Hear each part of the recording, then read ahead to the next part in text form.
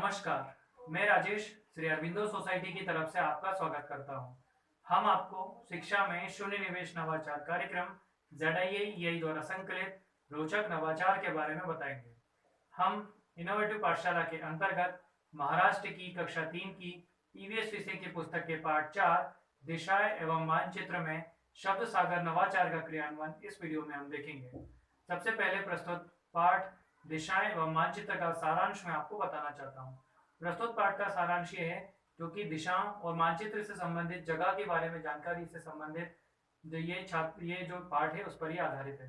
आइए हम बात करते हैं नवाचार की नवीनता के बारे में।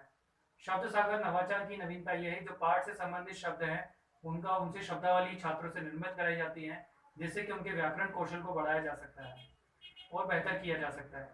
आइए हम बात करते हैं नवाचार के क्रियान्वयन के बारे में।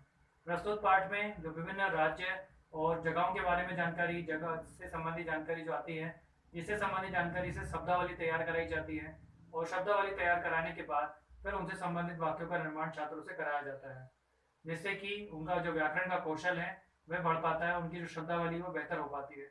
आइए हम बात करते हैं नवाचार के क्रियान्वयन की अवधि के बारे में। यदि अवधि की बात की जाए तो इसमें मात्र 20 मिनट का समय लगता है।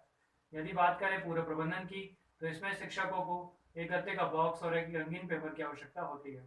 आइए हम बात करते हैं शिक्षकों के लिए निर्देश के बारे में। शिक्षक के लिए निर्देश यही है कि जब भी पाठ पढ़ाया जा रहा है तब जब भी पाठ में विभिन्न राज्य और जगह से संबंधित कोई भी अगर जानकारी आती है और उससे संबंधित जो शब्द आते हैं तो वह छात्रों को नोट कराए जाते हैं और नोट कराने के बाद ये जो नोट कराने का उनसे छात्रों से कहा जाता है कि वह घर जाकर इन शब्दों की पर्ची बनाकर लेकर आए।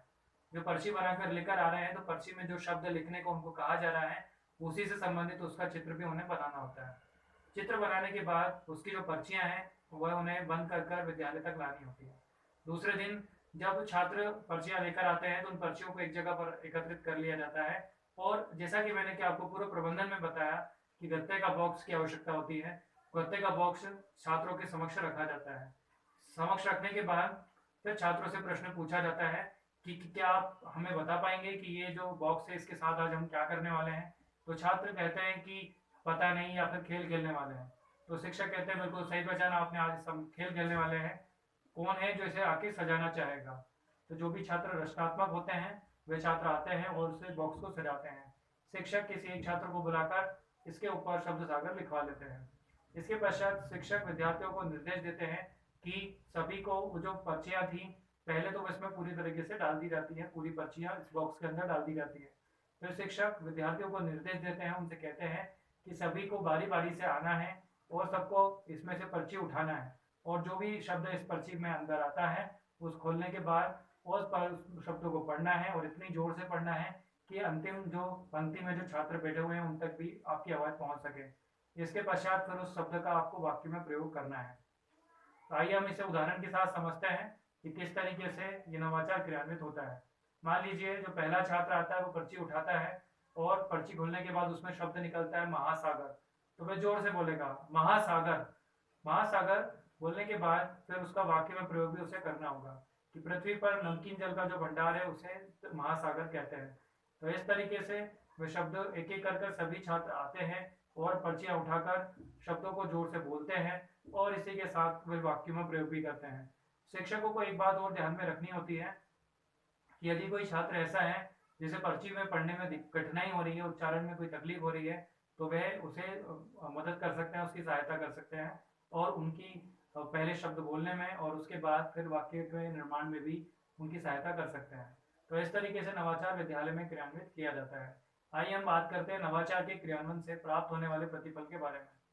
प्रस्तुत पाठ में जो दिशाएं और मानचित्र है इसमें जो छात्र हैं वे मानचित्र से संबंधित जो चिन्ह है उनसे संबंधित जानकारियों को पढ़ पाते हैं, समझ पाते हैं और दैनिक जीवन में उनके उपयोग के बारे में भी समझते हैं। अगर हम बात करें विशेष आवश्यकता वाले छात्रों की तो उनके साथ भी नवाचार क्रियान्वित किया जा सकता है क्योंकि इसमें शब्दावली है और विशेष आवश्यकता वाले जो छात्र हैं वे धीमी गति से सीखते हैं तो उनके भी कॉन्सेप्ट को लंबे समय तक याद रखने में ये मददगार साबित होता है। प्रस्तुत पाठ को प्रस्तुत पाठ को पाठ्यक्रम के अनुसार निर्धारित माह में ही पढ़ाया जाना चाहिए। दिशा एवं मानचित्र में आज हमने शब्द सागर नवाचार का क्रियान्वयन समझा। इस पाठ में और भी कई सारे नवाचारों का क्रियान्वयन किया जा सकता है। हम आशा करते हैं इस वीडियो को देखने के बाद इस नवाचार तकनीक को आप अपने विद्यालय में या कक्षा में अवश्य ही क्रियान्वित करेंगे। इस तरीके की कई और दिलचस्प नवाचार हम आपके सामने लाते रहेंगे। आपसे अनुरोध है आप हमारा यूट्यूब चैनल जरूर सब्सक्राइब करें। यदि इस वीडियो को आप फेसबुक पर देख रहे हैं तो हमारा पेज ZIAEI जरूर लाइक करें। इस वीडियो में डिस्क्रिप्शन में एक लिंक दिया गया है, जिस पर क्लिक कर आप इनोवेटिव पाठशाला ऐप डाउनलोड कर सकते हैं। इस वीडियो को देखने और लाइक करने के लिए आपका बहुत बहुत धन्यवाद।